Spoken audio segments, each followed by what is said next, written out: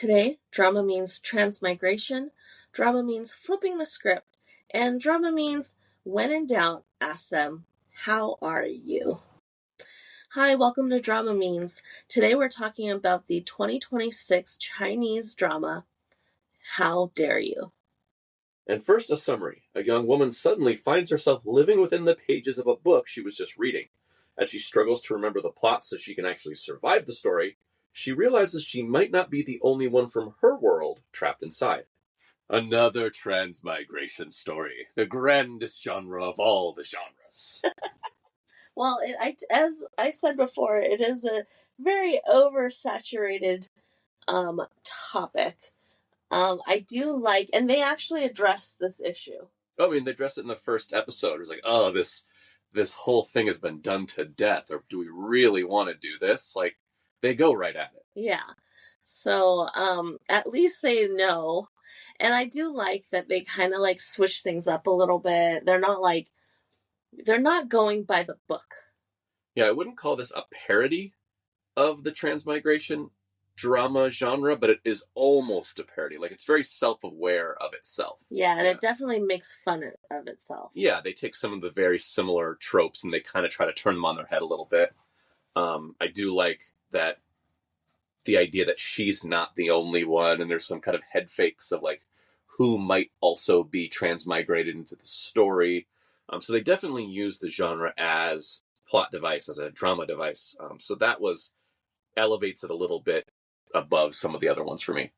Yeah, I definitely like. The thing is, we've seen so many of these like new ones, like Yummy Yummy Yummy, where like the whole family is there, and then they try to like create all these like new things, but this one they do eat a lot of hot pot, and they did create the gun. But other than that, they try to keep it as much like the original like era, I guess. Yeah, they don't go for the joke as much of like, oh, she invents boba tea or, things like that. Yeah. So, which we saw a lot of, so I'm kind of glad that they... I think she did have all the girls doing yoga at one point, though. Like, when she takes over the harem, like, she has them all out doing their morning exercises. It's definitely morning exercises. It's not yoga. It's so bad. So, in China, I think in, like, I don't know if it's, like, middle school or elementary school or whatever, like, they have kind of, like, a morning assembly or morning... It's a calisthenics routine. Yeah.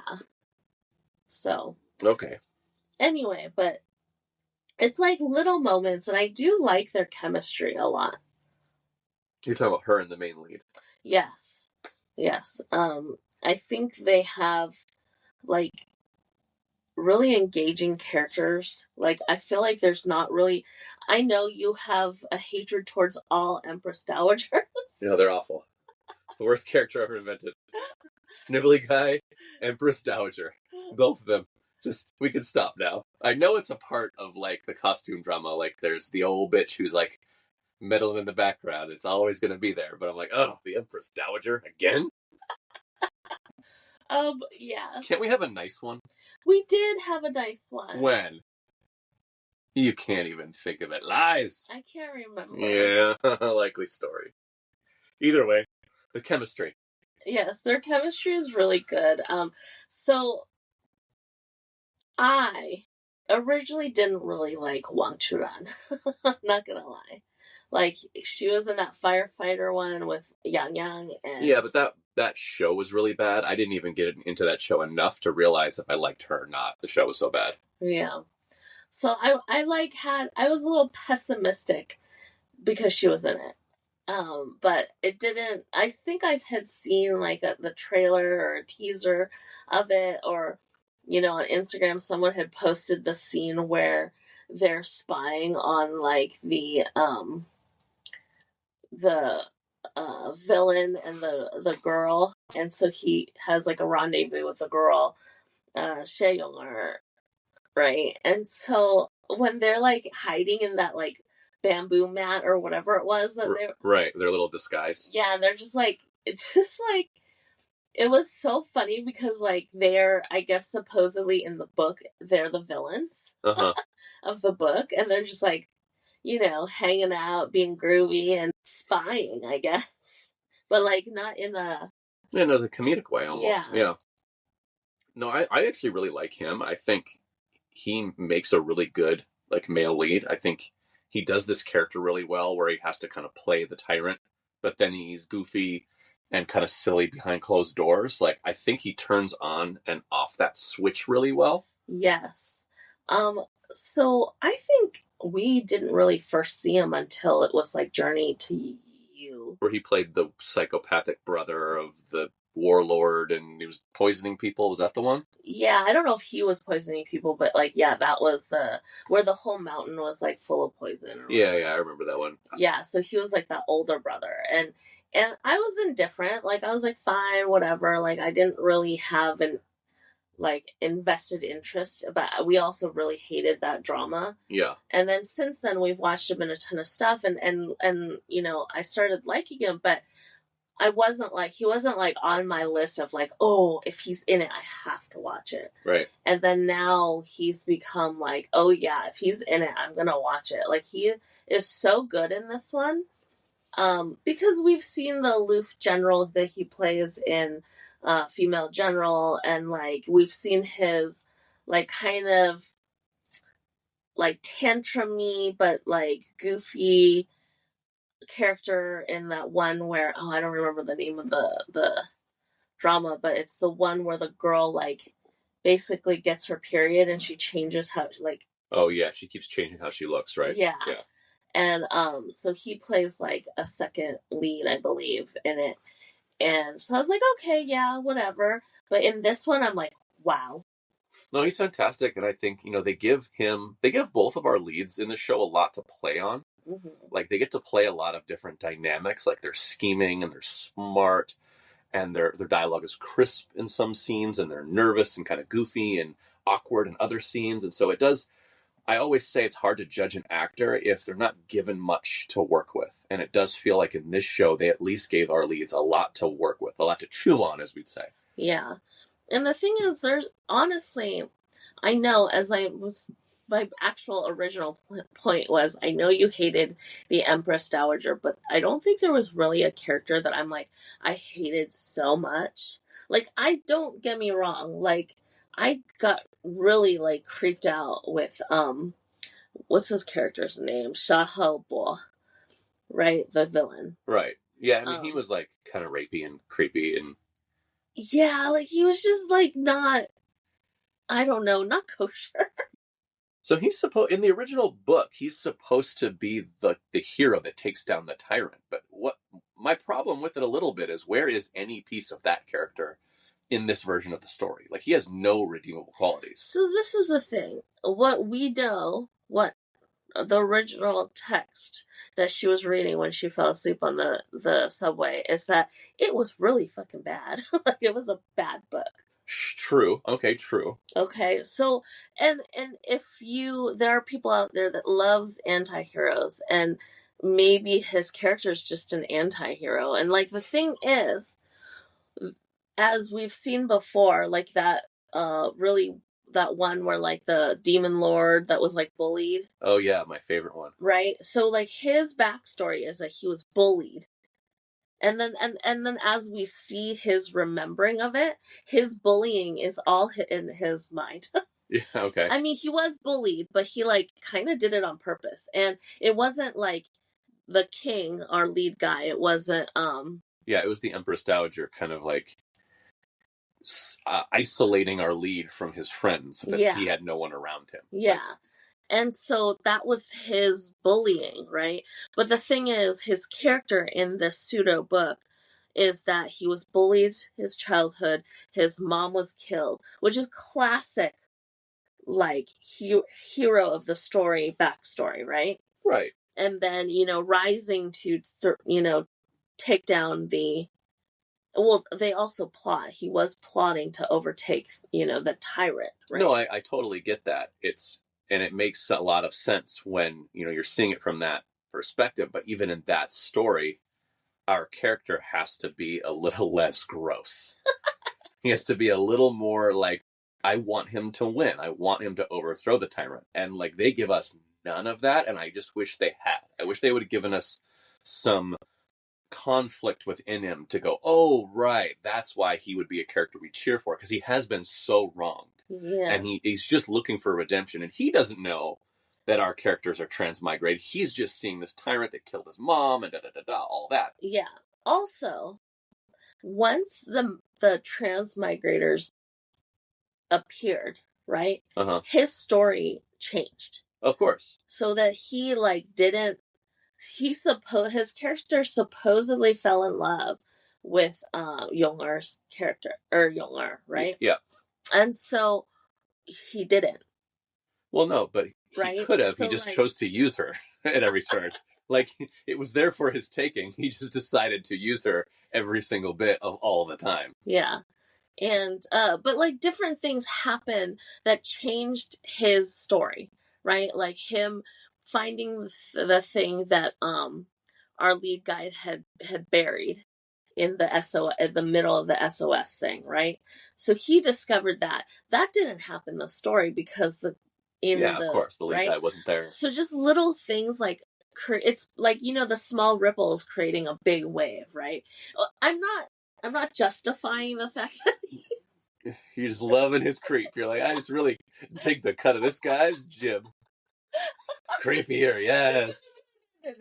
No, I got really creeped out, especially the kiss scene he had with Young. Oh gross. My god! I've never been so grossed out by a kiss before, but that was it's so predatory. Yeah. Yeah. And I was but the thing is, I like the actor. I've liked him for a long time. He was the second male lead on something like Put Your Head on My Shoulder or something like that.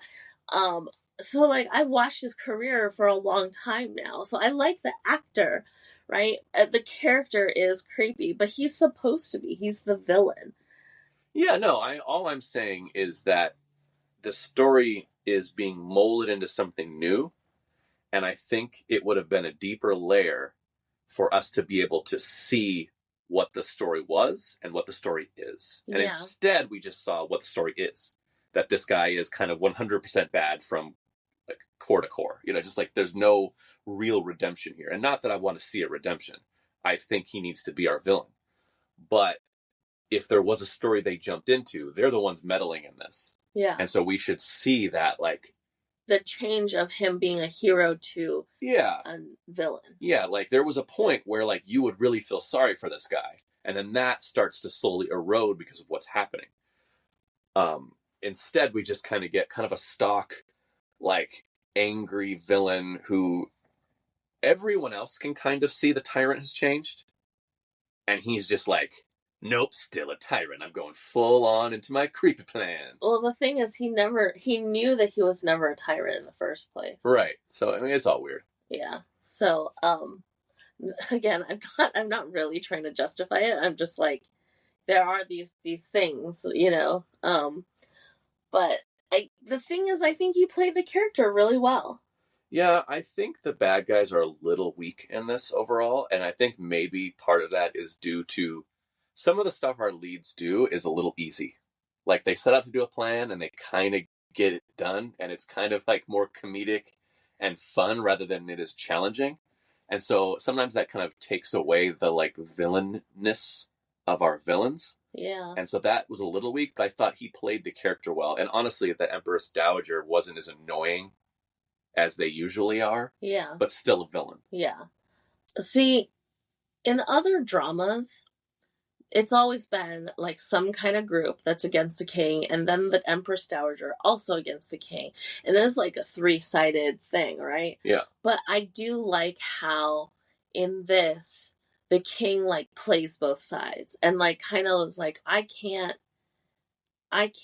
say I want this thing, so we have to make them think that they're forcing me to want this thing, or we're going to put them in a position to want the thing I want. Yeah. So that they get it for me. Yeah. And there's a lot of chess playing, but I do think it's not off-screen chess playing, thank God. I feel sometimes these are all just we'll set the wheels in motion, and then it just cuts to everything's happened, and now they're just talking about it again. Yeah. And it feels like we got to see a little more of it this time, which was a little more I don't know, not action-y is the wrong word, but it just felt like there was kind of a back and forth. Yeah, there was action in it, like the exciting parts at the mausoleum.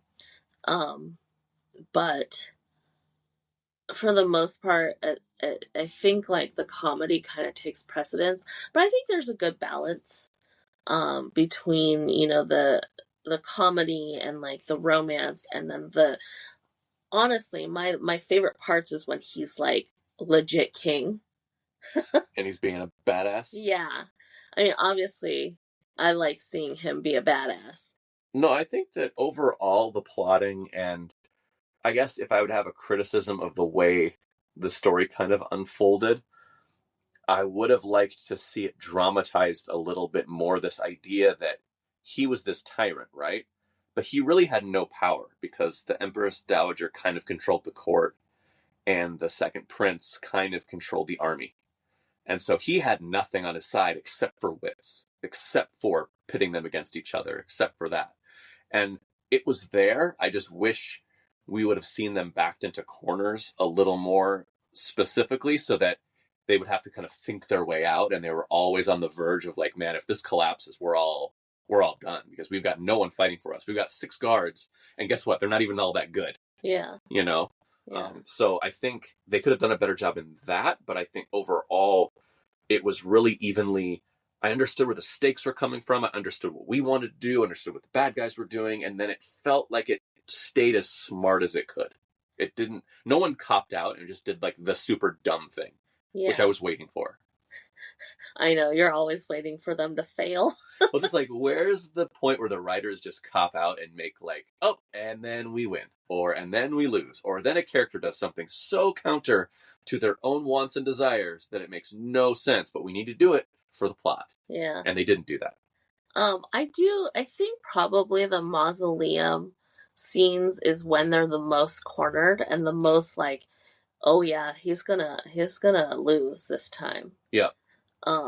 And I know the ending was supposed to be like that, but like it felt like the mausoleum was more of the climax than, but it kind of, that was what really set everything in motion for the actual end climax. Yeah, that was kind of the climax of it, and then you have the resolution being, after that. But I agree with you. I think that's where the show kind of like, it was written to a crescendo there. Yeah. And then it all kind of falls apart, and then they have to pick up the pieces to basically finish out their mission. Yeah.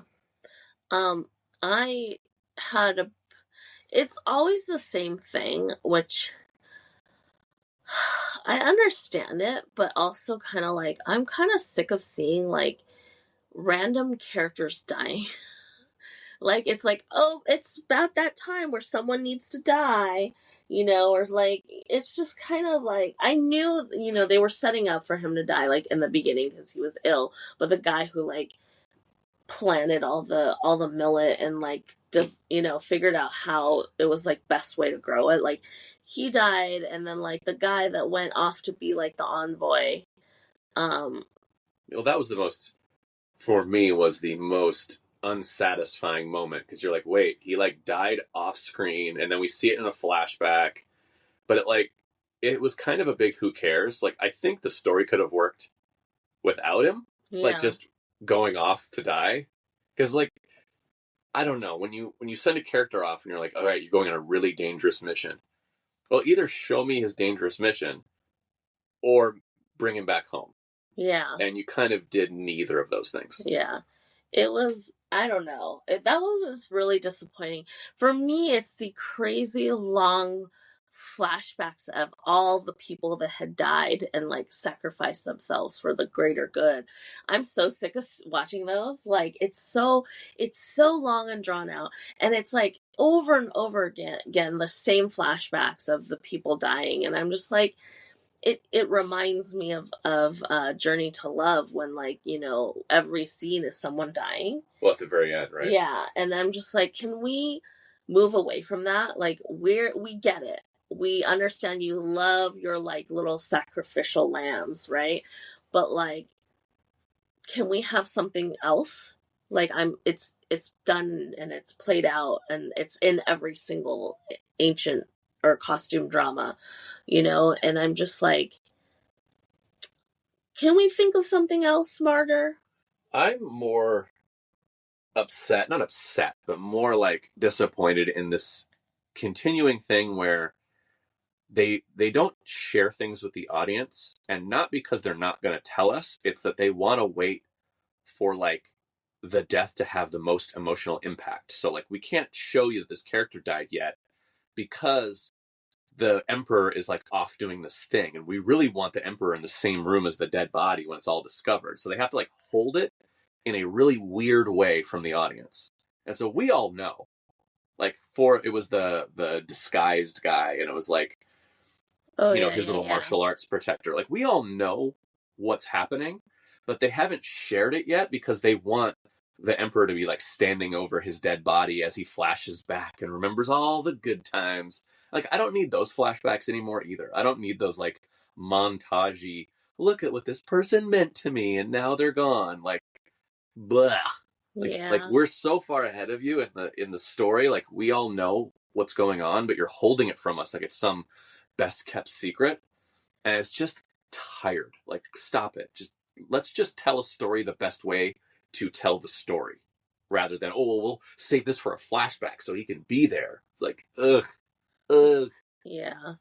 It's just, honestly, I feel like the flashbacks are like used so terribly in this drama. Well, I don't really love flashback anyway. Yeah, I only like flashbacks when something new is revealed to us. I don't know if I'm really saying it correctly, but for me, the show that did it the best way is Hogu's Love, where like you don't know, like they're revealing something new to you in like a flashback, but it's like actually, I don't know, satisfying.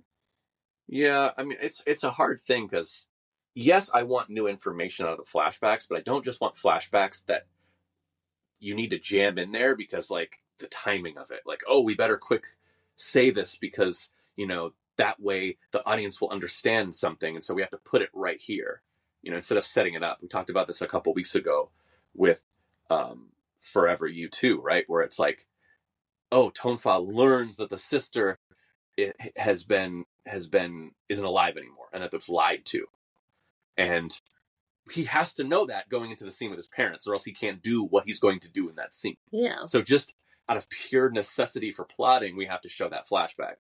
I would rather the story come out organically, so when we figure things out, we see things, we go, oh, that's right, because 2 episodes ago, this correlates to that, and now I feel smart because I'm remembering everything. And maybe that's just not how people watch TV anymore, but it's how I watch it, and so I never want a flashback unless you have to.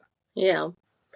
I don't mind flashbacks as much as you do, but I just feel like it needs to do something, and other than just trying to make the audience extra sad and like wants the audience to know what the actor or like the character is thinking. But I'm like, as the audience, we know what they're thinking. We know what they're feeling. Like, I don't need a flashback to like make it known. And with these, especially the Chinese dramas where like they just, honestly, they're wasting minutes, in my opinion. Like there could have, so we're getting into the fact that I think the ending is shit Okay. of this drama, right? Okay. And literally, and I don't know if it's because that they think that they don't have enough time and that's why they edited it the way that they did. But like, if you didn't have enough time, then you shouldn't have wasted so many minutes on these long, drawn out flashbacks of scenes that we've already seen before. And like, it's only there for us to like jerk, like tear jerkers, right? Yeah. But it's like, honestly, I don't think they're very effective. I don't know what other like audience members think about these, but it's just so long, so drawn out, so ineffective, in my opinion, right? And so you're just wasting all these minutes and dragging the series to be longer, and then cutting the end where they could have done another scene where it was more satisfying.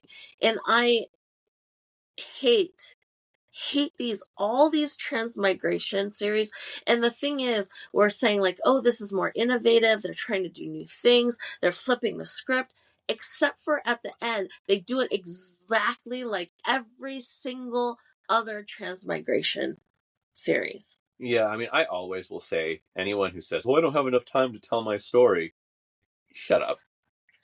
Like, you always have enough time to tell your story. 32 episodes is more than enough time to tell your story. But you also, like, you fill every minute you have. Like, if you're doing 40 episodes, you fill 40 episodes. If you're doing 32, you fill 32, and you take priority in the different things you're doing. So if you're prioritizing the sad, drawn out, emotional, oh my God, my best friend died, like, you could lay that over 3 episodes. You could have someone go off the rails and lose the entire plot completely.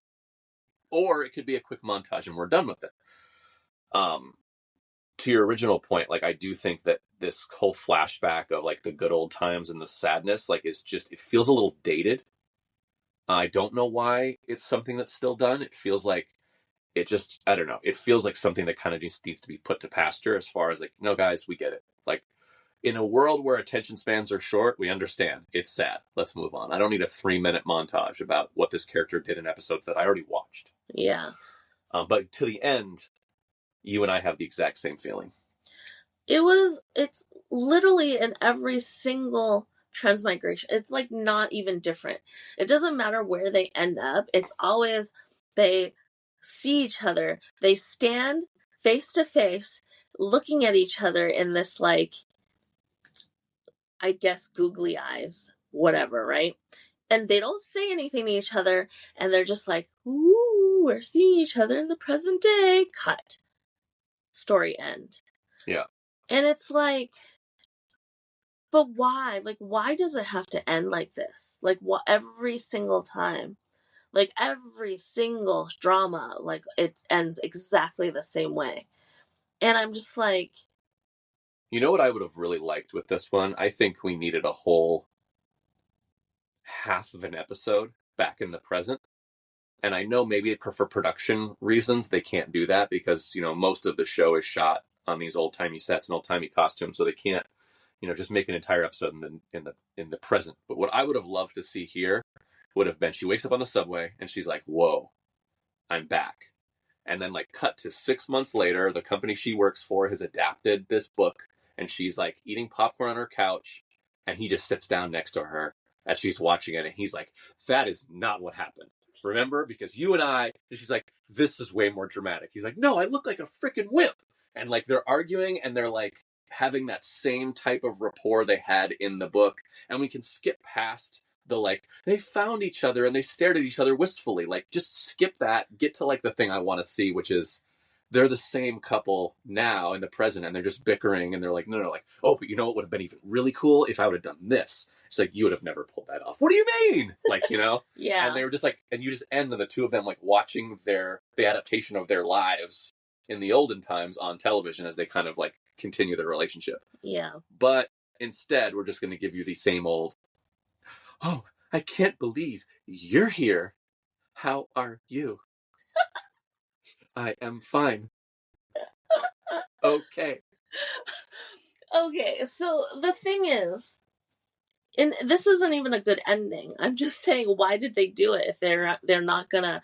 Why did they even bring it up if they're not going to actually do it? Is when they're like, still, you know, they're everything's solved, and it was kind of a weird thing because there was no, like, actual physical, like, going back, right? Because she just, like, gets out of her trance basically. Yeah. On the subway.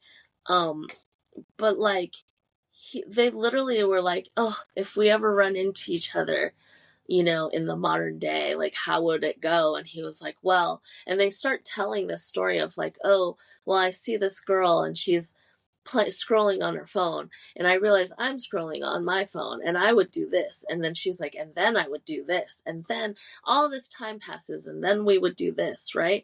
I wish they could actually have, like, either the montage of that in the modern day where, like, they're doing exactly what they were saying that they're gonna do in you know, that scene where like they're talking about it in like while they're still in the book. Or actually they do end up meeting in the subway anyways, and he could just sit down next to her. Or, like, I know she was standing up and stuff, but like she could have gone to sit down and then scrolled on her phone, and then he sits down next to her and scrolls his phone, and then like at least they're doing something that they had brought up in like the scene before, you know. But Yeah. like, why would you bring all that stuff up? And they're talking about like, oh, what would be, how it could have been, and then they do it, you know. Yeah, I agree. But and it's not even that good of an ending, but at least like you're doing what you said that was gonna happen. Yeah, well, it called back, you know, to that moment from the past, and Yeah, you know, made it feel like it was earned and stuff like that. I think this definitely feels like a cop out ending. Like, it's just like, oh yeah, that's what we always do. We cut to the president and we leave it open ended. Like, where do they go from here? Ooh, like as if that's like a great last frame to go out on. ugh, it was I'm like, terrible. It's flat. yeah, it's just not. It's Profile, like, who cares? It's a big who cares. I think one problem too with endings in these shows that are so long is that the ending either feels really rushed, where the action takes us all the way to the final minutes, and then they resolve the problem, and then it's like, yay, we win, and then the show's over. Or they finish their problem kind of early, and the last episode is just a lot of like housekeeping and emotional, like doop de doop, here I am taking the water out, I'm gonna water the plants and do some things, and none of it matters. And so it's very difficult in a last episode to like, you know, how do you end the show, have the emotional fallout so that it can be resolved, but don't bore the audience to tears. yeah, And most of these dramas can't do it. They just, either it's so boring, the last episode is like a big fat skip, or you don't give me any sort of satisfying run out of it. And I do think there is a way to do that, but it just, I don't know. This one felt like a little bit of both, weirdly, because I thought the last episode was kind of boring. yeah, And then you also don't give me anything satisfying to go out on. yeah. Yeah, so honestly, for me, like, this could have been perfect. It could have been a 10. It really was really enjoyable to watch. I will say, like, for 32 episodes, it went very fast. The characters were engaging. They didn't make the big catastrophic plot moves that I'm always waiting for these shows to screw up. They did things so well, so much of the time. But they, and we've said this so many times before that it's really hard to end a show. And they just didn't, for me, they did a terrible job at ending it. And the thing is, I know that there is an animated series of this story. I haven't watched it, so I don't know how much of it is the same, and if there's like a better ending or if it's not even ended at all. I'm not sure. Usually a lot of the animations run way longer. But I have no idea. But for me, the ending of this drama was so disappointing and so like it was such an afterthought, or the fact that they already knew this ending and it's like they just work up to like, you know, we already have this ending because it's the ending for every single transmigration story ever. That I knocked down 2 grades. oh, okay. So for me, it's in the buffet line, which isn't bad at all. No, I think that's pretty fair. I was thinking that it would be a little higher than that, but I do think like in the buffet line is kind of the feeling I got leaving the last episode. And it's unfair, but it's also fair because it's how you finish. No one cares about how you start. It's always how you finish. And a bad ending, you know, ask the Game of Thrones writers about bad endings. And, you know, you take a show that is beloved by all, and then by the end, no one wants to watch it anymore, you know? Yeah. So I do think like in the buffet line is pretty fair. I think I agree with that. I almost went lower than that too. Of just the ending was disappointing, and like I feel like this show is smarter than that.